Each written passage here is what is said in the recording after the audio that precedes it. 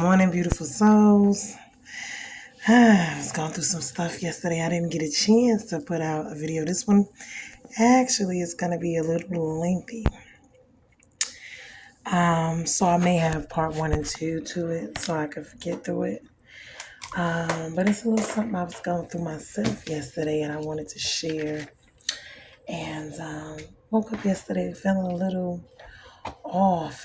Sometimes we have those days in our lives when we feel a little off. And so when you have a lot going on and like I do right now, sometimes we get a little, come to the end of ourselves. But I'm gonna go into it and we gonna see if we can break this thing down. Okay.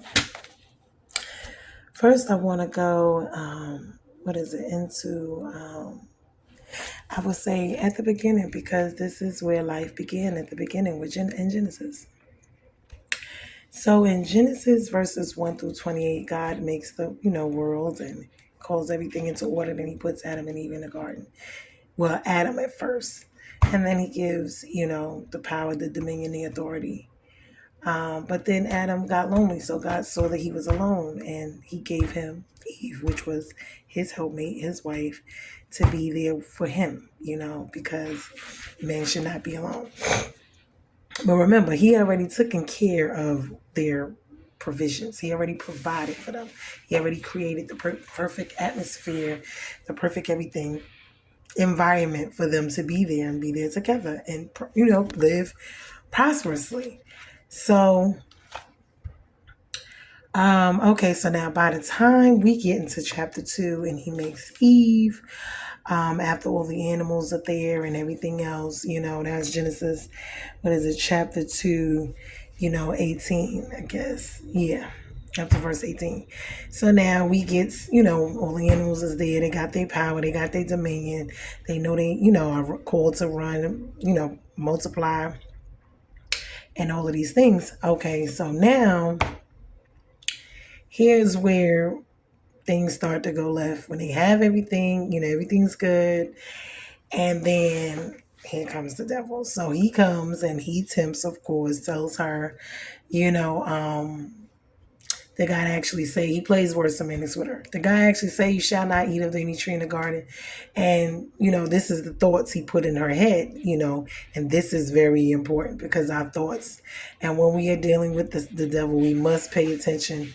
And in life, we must pay attention to our thoughts. Our thoughts are our battlefield, if you ever heard of that. Our emotions are our battlefield. Our mental, emotional, physical, these things are our battlefields. This is where the devil uses, his openings to come in and do stuff. Where you are hungry, where you are, thirsty, meaning chasing down things where your heart lies, with your wants, this is where he attacks you at the things you love. So after he asks her that, and then she responds, instead of just, rebuking him or whatever, she responds, oh, well, we may eat, but God said we shall not eat of, that one because, you should surely die. And so the serpent said, well, you not surely die. And see, he's tricking her. Here he go. It's more than just, I would say, a physical death, because both transpired, because the lifespans were cut short during this time too. So they start, this is where it all started, along with, the spiritual death, which is the most important, because we need God in order each and every day to live here. He walked in the garden with them, talked to them. They had an open relationship with him each and every day. This is access we right now, we have, but not the same way that they have. You see what I'm saying? So we got to get into it. She was tricked. Okay, she was. And I feel bad for her, because this can happen to any and every one of us, especially when there's things going on and we don't know where, what was going on between her and Adam at the time, or what was going on with them naming the animals. There could have been a lot going on, at the time, as far as, them taking care of their everyday daily duties. This is what happens in life. Okay. So when they saw that it was good, they ate. And, so that was the fall. They both ate. And then eyes were both open, meaning they knew they were naked. They knew things that they didn't know before. And this was, the devil gives you options.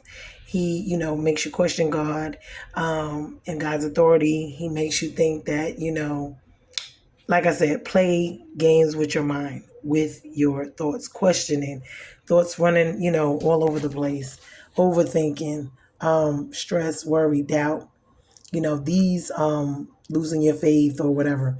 Yes, this is where he plays at. So now we come to where I was at in, what was it? It was Psalms 51:11, where now they have suffered this great loss, right? Because now they no longer have the relationship with God that they would have had, the one that they had before. And hold on, I need to find it.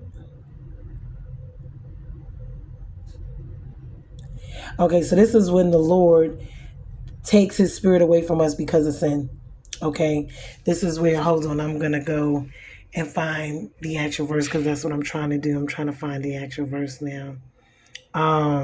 Where God, separates himself from us because of sin, meaning he cannot come down and have a relationship, walk with them, in the garden the way he used to because of sin. He cannot, bear the stench of sin. And it's for our protection because, in God's presence, sin, it can, his presence can actually, the holiness can kill us because, just the glory of him itself.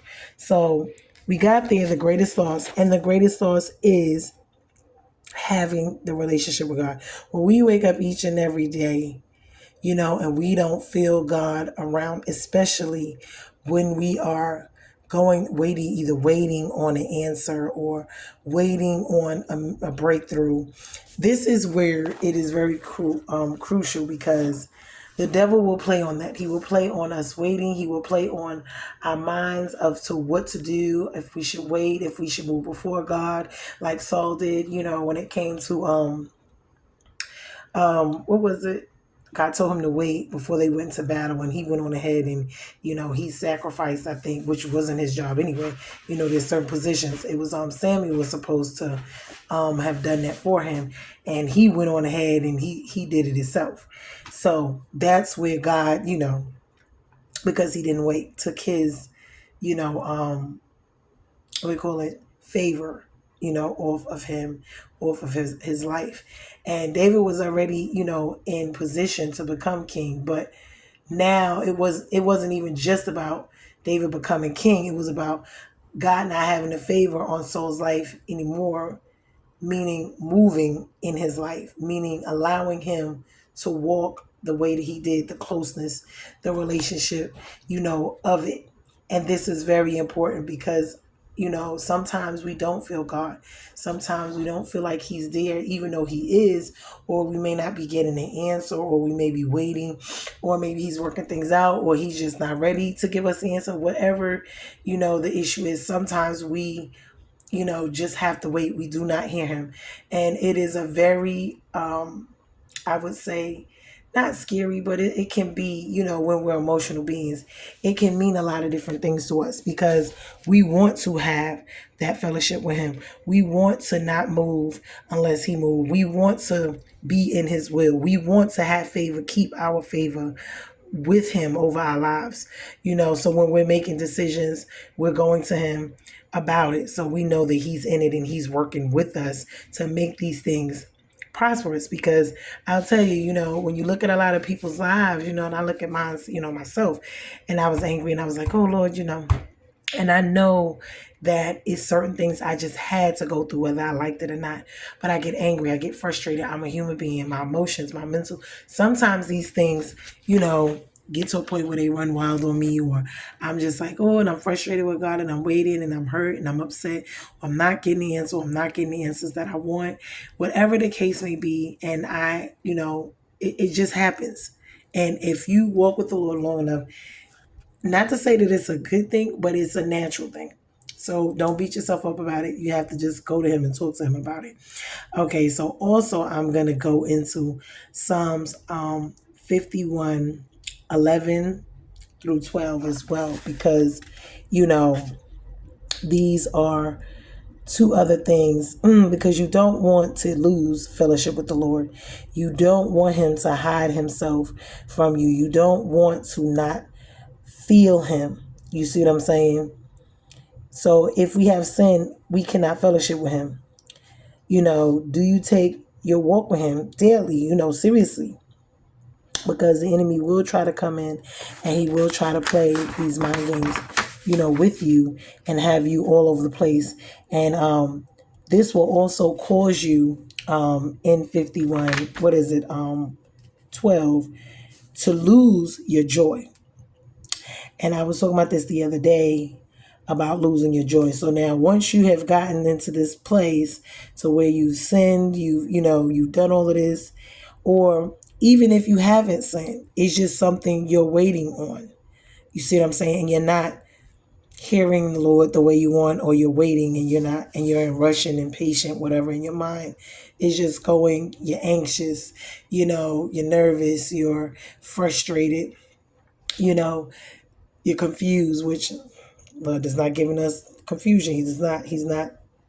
So we got to be careful, because this comes your joy and then your praise. And this is how, we end up sad, depressed, stressed. Folks, even with suicide or whatever it is, drinking, smoking, whatever. Sometimes it's sex, sometimes it's working, workaholic, all of these things, because certain things trigger us, and they, when we're going through them or experiencing feeling them, they allow us to do these different things. You see what I'm saying? It could be something as, cursing somebody out. It could be, something where, you just feel agitated all day, whether it's at your job, it's a person, something happened, a situation. It could be your family. It could be your friends. It could be basically anything. But we have to find the root of the problem. And this is where we have to go into our prayer closet and sit down and actually speak to God and search ourselves and find out what exactly is going on. Sometimes you can hear a song, it could trigger you from something in the past. Somebody could treat you a certain way, do something, say something that triggers you to go back to something, an unhealed version or part of you. And then you are reacting, but not out of the situation at hand. It's out of something else, that because it triggered you. You see what I'm saying? If somebody else lied to you, or they hurt you, or they did something, and you're really not paying attention. So now here you go. Now you are, in another place, because it's more to it than just BCI, meaning what is right on the surface. So now you got to dig, and you got to, if it takes fasting and prayer, or if it takes praise and worship and sitting and talking with the Lord, you have to sometimes just step back, cut everything off, your TV, your everything, and just sit down and talk with the Lord, because this is where you really need to search yourself and wait on him to speak to you. You need to feel the closeness, the love, whatever. You need to know that he's there, and you need to wait on him and want to fellowship and talk to him about whatever it is that is going on. But you yourself have to search and look. And if you can't find it, he'll reveal it to you while you're in prayer, speaking to him about it. And he'll show you, well, this is still here. This is something that you had from a long time ago, but you thought you were over it. You thought, or you just didn't acknowledge it. You brushed it away, you put it away, you buried it, and you never dealt with it. So now you have to deal with it. And this is all a part of us and our healing journeys. We all are going to have these type of situations and the times in our life where we're going to experience things like this. So this is the way that we need to handle it, because even myself yesterday, going through so much, honey, I had to take a break. I had to take a day. And when I tell you I took a day to just sit down and just, talk to the Lord, I had to, because didn't do any videos, really didn't go nowhere, didn't say anything to anybody, just wanted to talk to God. I was really frustrated, angry. But God just told me, he's still there. Yes, I do have to wait on some things. It may or may not, his will is his will. It may or may not be what I want it to be, but he will answer. And no matter what the answer is that he's going to give me, I have to be able, willing and able to accept it, and when you're facing Goliaths in your life, because sometimes this is what happens, and I be trying to avoid them, but God says there's no way that you're just gonna live this life and just avoid everything. It's certain things you have to confront, and you cannot run, or you've been running, and it is time to sit down and really look at these Goliaths, because this is the way the enemy is going to use to come at you. And you need to know how to fight. You can't be running all the time. You have to sit there and fight through these things. They're uncomfortable. You don't like them, but we have to go through them. I mean, when they're little small things, we're fine with it. But when it's big things, things that hurt, things that bring pain, when it's time to nail that flesh to the cross like Christ had to, well, we know we got to go nail that thing. We got to go and, kill it, because it's something that can be, if it's a seed, you got to get rid of it. Why? Because that flesh, it got to come out. It got to die. Why? Because it's not healthy for you. It's time for God to snatch that thing, that weed, that tear out, snatch it out by the root. Why? Because it's going to hurt either way, but you need to get it out so you can heal. And so it doesn't grow anymore and taint whatever else is in your life that God is trying to grow, to bring forth, your harvest. So this is just something because it's a lot. When you have a lot of hurt, when you have a lot of trauma, when you've been through a lot of things, okay, people think you heal overnight. No, it does not happen overnight. It does not. It takes time. And it does not happen overnight. You're going to go through it, but just take your time. And as it comes up, try to deal with it then. Try not to run from it. Try not to ignore it. Try to deal with it so you can heal. Because, the more we run from things, it spins the block on us. It just comes back later on down the line anyway, and we think the drinking and the smoking and running around sleeping with everybody and all of these things is going to actually help us. It does not. We think chasing money and businesses and fame and vanity, those things are temporary. You might get a fix off of it, a high or whatever they call it, temporarily. But then once you come down from that, the problem is still there. It hasn't gone anywhere. And some people, it's work. They're workaholics. Some people is overachievers. They have to constantly be achieving. It's a lot of different things that I would say, worship or idolize in our lives, put before God, or we're chasing it. We're chasing it for whatever. And then we have to ask ourselves, what are we doing? Why are we doing it? And what is it that we really want? If you could do whatever it was that you wanted to do in this life, and it's not about money, and it's not about, fame and fortune and power, what is something you would actually want to do that is just, something you love and enjoy doing? If you didn't have all these other facets and factors going on, take time to learn yourself and figure out what you're doing, but not only what you're doing, but figure out why it is that you're doing these things. Is it for applause? Is it for other people? Is it to people please? Is it to make yourself feel better about things? Because a lot of times we're overachieving because, our past, we were, considered to be losers or whatever. So we're doing these things not for us really, to prove to other people, or to make them see us, or to make them respect us, or to give us applause, or, whatever it is. Or it's for ourselves, to make us feel better about ourselves. But in Christ, you are more than conquerors. In Christ, he loves you. You are the one that he laid his life down for. He came, he chased after you. You are his child. You are a royal priesthood. You are a chosen generation. He loves you, and you're what he says you are, and not what people, places, and things say you are. So these are the thoughts that we have in our mind that we battle every day, and the devil uses this ground to attack us with these things, with our minds, with our finances, with our mental, emotional, physical state. So we must make sure that we take care of ourselves. We must make sure that we take care of our relationship with God.